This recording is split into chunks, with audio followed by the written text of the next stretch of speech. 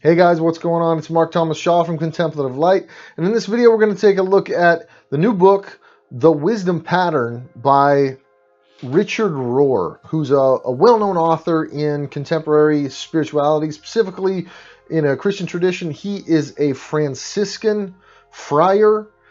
He runs a center called the Center for Action and Contemplation in New Mexico, in Albuquerque, and he has the Living Wisdom School, and is kind of out there in a lot of different ways in contemplative circles, at least. One of the more widely read, more accessible authors writing today on the Christian mystical contemplative spirituality. In this video, we're going to take a look at my 5 takeaways from his new book, The Wisdom Pattern. So takeaway number 1 is Richard Rohr has a superpower. And it's this. He has this ability to clearly articulate what it means to live out a non-dual perspective. Not just kind of the ideal, the abstract, but what it means to apply a non-dual perspective amidst the kind of turbulent modern times of polarized, entrenched opposites. Certainly in our American civic and political landscape, but worldwide it seems to be this energy at work. At the same time, he is rooted in non-dual perspectives, relevant to modern times, our contemporary moment, but also rooted in a Christian tradition. And pulling that off is no small feat.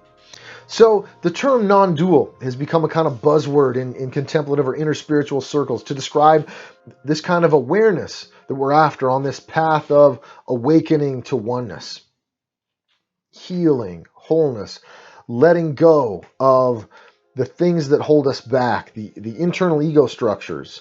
And a lot of what we talk about at Contemplative Light is moving through that stage of relinquishment to some new horizon of awakening and awareness. But it seems to be something that we strive toward. We have to retrain ourselves to think that way. We're constantly getting sort of sucked in or oscillating back to an egocentric, tribal, even sociocentric perspective where either me or our team has it figured out and we define ourselves over against someone else who doesn't have it figured out. But there seems to be this effortlessness. Whatever Richard Rohr's training and life experience and response to pain has moved him through to a level of perspective and maturity that he's able to kind of effortlessly speak out of that perspective of non-duality. So the book is, when I first cracked it open, it was sort of surprisingly of its time, in the sense that we'd just been in this shelter in place. At least in California, we moved into phase 1 of the reopening, and now we're kind of back to square zero, where things are shutting down a little more again. And he makes reference to coronavirus in the first pages. So it seems like he just dictated this into his phone and passed it off to the publisher, and they lickety-split, hit the printer. It's awfully timely. It came out in May. It was just preceded the George Floyd protests, the writing of it. So as you're reading, at least when it first came out, that was all fresh and still going on, the protests, not just in the US, but worldwide. But what he's talking about speaks directly into that moment as well. So it's very much contemporary work of 2020, not just kind of this era, but right now. And my second takeaway is he has this position that refuses to become polarized. He's able to transcend, to detach from a particular tribal affiliation and articulate some of the dynamics that keep us limited individually and as a culture. So he recognizes the ego at work in this process of excluding, oppressing the other, but also in claiming a moral superiority through continuous kind of victimhood narrative, and that both have to be worked through to some transcendent, integrated wholeness.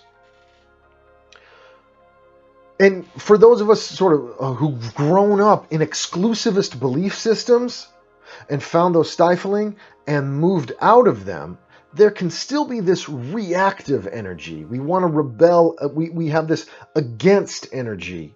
Instead of articulating, visualizing, staying rooted in and focusing on the things we're for, there's this against energy at the lower levels versus this for energy at the awakened level as we move toward non-duality.